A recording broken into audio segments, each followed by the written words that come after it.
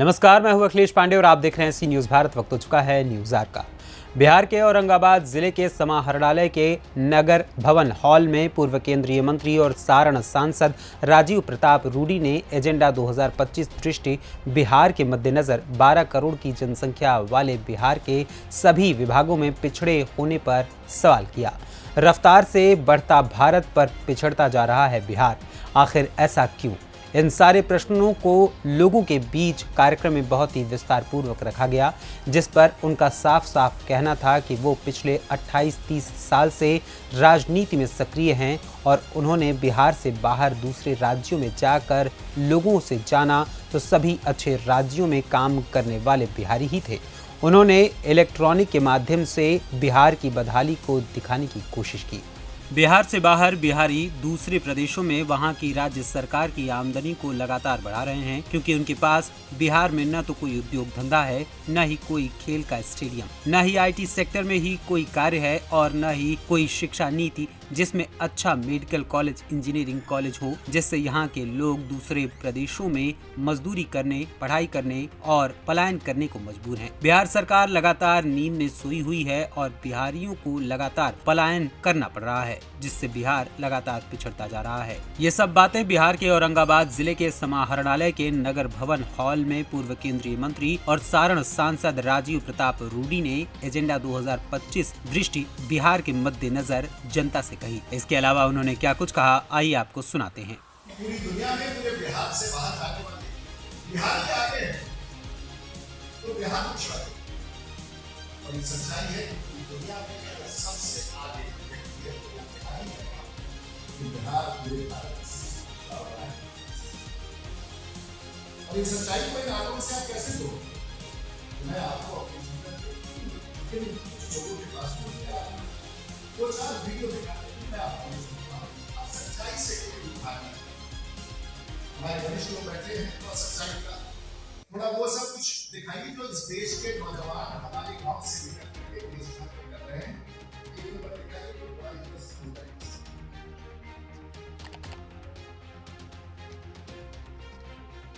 क्या नाम है आपका? वो प्रकाश मुखिया कहाँ के रहने वाले? अरे बिहार में कहाँ के रहने वाले? मधेपुरा डिस्ट्रिक्ट है। मधेपुरा में गांव कौन है?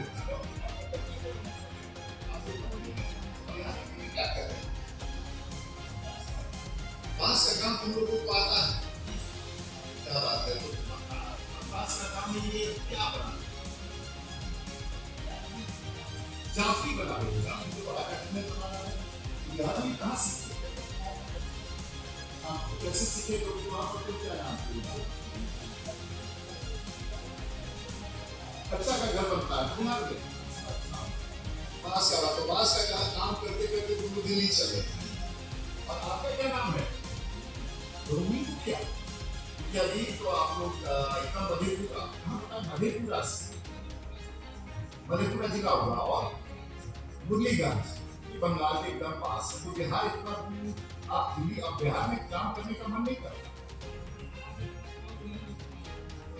बिहार में काम नहीं मिलता तो आपके गांव, आपके बच्चे आप गांव जाते हैं कि राष्ट्रीय जनता दल का हो, जनता यूनाइटेड का हो, बीजेपी का हो, लोजपा का हो, उनसे जरूर पूछिएगा एक बार।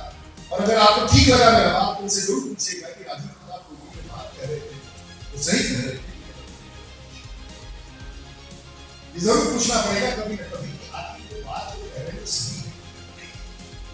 हम दरबार चलाते रहे, हम टीका चंदन लगाते रहे, हम किताब पढ़ते रहे, लेकिन ये अपमान की अवस्था। आप यहाँ पटना से आप चले जाइए बतिया या किसी भी हाईवे पर उठ के चले जाइए, 400 किलोमीटर आप चले जाइएगा, आपको एक धुआं नहीं दिखेगा। ये 400 किलोमीटर में आपको सैकड़ों गोदाम दिखाई देगा, और गोदाम तो वहां होता है जहां सामान बना के लाके दिया जाता है, और जो सामान खरीदता है वो गुलाम होता है, जो सामान बेचता है वो राजा होता है। पूरा भारत सामान बना के आपके गोदामों में, चाहे साड़ी हो, चप्पल हो, जूता हो, कपड़े हो, बैग हो, टीका हो, पूरे गोदाम में लाके बिहार के लोगों को बेचता है। बिहार के गुलाम है ही है, लेकिन आपको पता चल रहा है कि आप गुलाम है और देश बचा। बनाने वाले बिहारी जाके कहीं और देश के बनाते हैं तो वही सामान आपके गोदाम में आता है और आप खरीदते हैं। तो जहाँ सबसे ज्यादा गोदाम होगा वो समझिए वही गुलामी है। अंग्रेजों ने भी यही किया और आज भी आप उसी स्थिति में हैं। आप गुलाम हैं, आप नेताओं के गुलाम हैं, आप परिस्थितियों के आर्थिक विकास के सब चीज के गुलाम हैं। आप फिर यही नहीं कुछ। अगर आपको लगता है मैं आप गलत है तो चुनौती दे और खास करके जब राजनेता आते हैं आपके सामने जात से बात हैं तो कटोरे में ही छेद हो बाकी नहीं जाए और छेद वाले कटोरे को लेके आपके बीच में घूमते हैं। सवाल पूछना पड़ेगा और बार बार ये सवाल पूछना होगा कि आखिर हम गुलामी में कब रह रहे हैं। और इस सवालों के साथ आज आपके बीच में हम आए हैं। मेरे जाने के बाद हो सकता है कि आप सब लोग इस विषय को अजीब सा समझे, लेकिन आप सब लोग की चुनौती आने वाले दिनों में चुनौती और हमने तय किया है कि इस विवाह मंच पर अगर ये लोग मुझे आमंत्रित करते रहे तो कम से कम 2024 में क्योंकि देश के प्रधानमंत्री अच्छा काम कर रहे हैं तो बिहार का भी अच्छा साथ है, लेकिन 2025 में इसके पहले एक नौजवान एक बुजुर्ग एक महिला एक नाबालिग सबको ये सवाल पूछना होगा कि जो बात राजीव प्रताप जी कह रहे हैं ये सही कह रहे हैं कि गलत कह रहे हैं। ये सब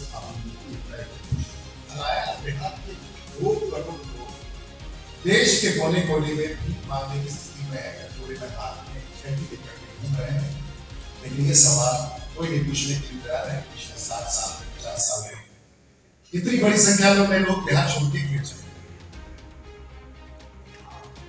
और एक और सवाल हम पूछना चाहेंगे और देश भर में जो काम करने वाले मजदूर हैं चाहे वो अमीर है चाहे वो गरीब है, अगर प्रामाणिक तौर पर 2 करोड़ लोग अगर बिहार से बाहर रहते हैं और हर माह अगर 2000 रुपया भी घर देते तो 4000 करोड़ रुपया बिहार में प्रत्येक माह अप्रवासी बिहारी से आता है और 48,000 करोड़ बिहार में वो लोग जो आपके यहाँ से छोड़ के गए हैं, बहुत छोटे से राशि दे रहे हैं, साल में 50,000 करोड़ को मनी ऑर्डर से इस राज्य सरकार को मिलता है।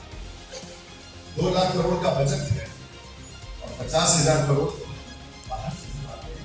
ये आंकड़े को तैयार करेगा, लेकिन जिस दिन ये आंकड़े तैयार हो जाएंगे यहाँ का मंजूर होगा और इसलिए हमारे जैसा नेता कभी ये आंकड़े आपको पहुंचने देंगे, चाहे बहुतों को पसंद भी नहीं आएगा राजनीति में, लेकिन ये सच्चाई है कि बिहार को देश के यही मजदूर, यही प्रोफेसर, यही डॉक्टर, यही IT इंजीनियर वहां से पैसा भेज करके बिहार चला रहे हैं, लेकिन बिहार को तो नहीं चल रहा है।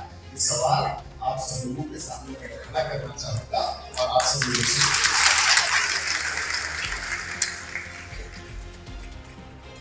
और आज बिहार के लोग जब देश भर में है उनकी स्थिति क्या है कोई पूछने वाला नहीं है। हम तो यहाँ की राजनीति करते हैं, लेकिन वो ऐसा नहीं कि वो हमारे ही समाज में, वो हर गरीब समाज का है। हैदराबाद में 2022-23 मार्च को एक गोदाम में आग लगा और वहां 16 मजदूर अंदर ही जल के मर गए। ना बिहार सरकार ने पूछा, ना देश की किसी को। बडगाम कश्मीर में आतंकियों ने एक गरीब 3 साल को मार के रखा। इसको क्या मतलब है? जान की कीमत कुछ है। कश्मीर में अरविंद पासवान को एक केले पर लाइव बेच रहा था, उसको आतंकवादियों ने मार के रखा। कहाँ कोई पासवान उससे पूछने गया था कि भाई तुम्हारे साथ ऐसे बेंगलोर में हमारे यहाँ का एक बहुत ही निम्न स्तर का घर जो वहाँ के नालों में काम करता था, सीवेज में काम करता था, वो अंदर जब सीमेंट के लाइन में गया, वो गैस चेंबर था, वहां भूल करके मर गया। बेंगलोर में 90 वाला वो मजदूर भी मिला। ये सूची बहुत लंबी। दिल्ली के सब और 48 बिहार के नौजवान झुलस करके मर जाते हैं। कोई बिहार का आपको ये सवाल नहीं उठाता है कि वो भी हमारा बिहार के बारे में। और सबसे बड़ी बात यह है कि बिहार में हम सब जात में बटे, लेकिन दिल्ली में यदि राजीव प्रताप मोदी भी हो, सुशील सिंह भी हो, कोई भी हो, हमको सब लोग बिहारी रूप से जानते हैं। वहां पढ़ने वाला बिहारी है, ना हिंदू है, ना मुसलमान है, ना यादव है, ना वो पटेल है, ना वो राजपूत है। तो मरने वाला दिल्ली में बिहारी से लेकिन फिर भी क्या हो सकता है, क्योंकि बिहार में हम लोगों को राज करना है। उत्तराखंड में बर्फ गिरता है, उत्तराखंड में लैंडस्लाइड होता है, आप बिहार की पत्नी बन जाते हैं। ज्यादा बताना तो फायदा नहीं, वहां की बिहार ही बना। और इसी प्रकार से बहुत सारी घटनाएं हैं। तो आपसे हम पूछना चाहेंगे और एक सवाल आपके ऊपर कि आखिर में बिहार की ये स्थिति कब तक बनेगी। और आप सब लोग तो पढ़े लिखे लोग, समाज चलाते हैं, हमारे बड़े वरिष्ठ पत्रकार लोग बैठे हैं। जरा हमको ये बताइए, आप लोगों के गांव में से आपकी जानकारी में कितने लोग पंजाब काम करने गए? आपके गांव के लोग पंजाब, बिहार के लोग पंजाब के खेतों में काम करते हैं। बिहार के लोग गुजरात के टेक्सटाइल मिल में काम करते हैं। बिहार के लोग मुंबई के बड़े इमारतों और बिल्डिंगों के नीचे दरबान का काम करते हैं। चेन्नई में बिहार के लोग काम करते हैं। सूरत के खेतों में बिहार के लोग काम करते हैं। पूना के खेतों में बिहार के लोग काम करते हैं। जरा ये बताइए, आप लोग बिहारी हैं, तो आपके खेत में काम करने वाला सूरत से कितना आदमी आता है? आपके खेत में काम करने वाला पंजाब से कितने लोग आता है? आपके खेत में काम करने वाला चेन्नई से कितना लोग आता है? आपके पानी का लाइन जब खराब होता है कि घर में, तो काम करने वाला कितना आदमी लुधियाना से आता है? सवाल तो कभी न कभी पूछना होगा कि जो पूरा भारत चला रहा है वो बिहार नहीं चला पा रहा है। इसका सवाल है, राजनीति कर रहे हैं और आप सब लोग राजनेताओं से। तो पीछे एक रिपोर्ट आया भारत सरकार, इससे पहले योजना आयोग कहते थे, अब उसको दिया, और उस दिन से हम बड़ा विचलित। पार्लियामेंट में भी इस विषय का उठाया गया, लोगों ने उठाया, लेकिन हम लोगों ने, बिहार के 12 करोड़ लोगों ने, ये पता नहीं चलता, 14 करोड़ लोगों की बात है, न समाज सेवियों ने, न राजनेताओं ने, न पत्रकारों ने, न हमारे जैसे आपके जैसे वकीलों ने इस विषय को उठाया और उसको हम सब लोगों ने भुला दिया। और ये एक ऐसा विषय है कि जो प्रत्येक 14 करोड़ बिहारियों को संबोधित करता है, चाहे वो मंच पर हो, मंच के बाहर हो। और इस समय 5 लाख से अधिक लोग इस कार्यक्रम को देख रहे हैं। शायद पहले ही ऐसा मौका आता है जब किसी भी समय छोटे से आयोजन को 5 लाख, और सिर्फ बिहार के बिहारी नहीं देख रहे, पूरे भारत के बिहारी देख रहे हैं, और पूरी दुनिया के बिहारी औरंगाबाद की स्थिति को इस कार्यक्रम। तो चलिए पहले शुरुआत करते हैं कि सच्चाई क्या है। एक छोटा सा एक प्रेजेंटेशन है, और वहां से हम अपने तर्कों पर आएंगे, तो शायद आपको सुनेंगे नीति आयोग की रिपोर्ट का छोटा सा सच कि हम कहां खड़े हैं। भारत सरकार की संस्था है, पूरे भारतवर्ष में ये तो निवेदन देती है। नीति आयोग का ये रिपोर्ट आया और चला गया, और बिहार में हम सब लोगों ने लोगों तक आफत पहुंचाने नहीं दिया। सबसे गरीब राज्य अगर पूरे भारतवर्ष में है, मैं नहीं कह रहा, नीति आयोग का रिपोर्ट है, हम सबसे गरीब हैं। आप पूछेगा कि सब, और ये सामाजिक पैरामीटर से, आर्थिक पैरामीटर को भी मिलता है। नेक्स्ट, बिहार के 51-52% लोग गरीबी रेखा के नीचे रहते हैं, जो देश में झारखंड, उत्तर प्रदेश, हम देश में मात्र उसमें 10.7% और बिहार के 12%, यानी कि हर 100 व्यक्ति में से 52 लोग ऐसे हैं जो गरीबी रेखा के नीचे हैं। लेकिन हम लोगों को सामान्य है, राजनेताओं के लिए राजनीति में इसका बड़ा महत्व होना चाहिए।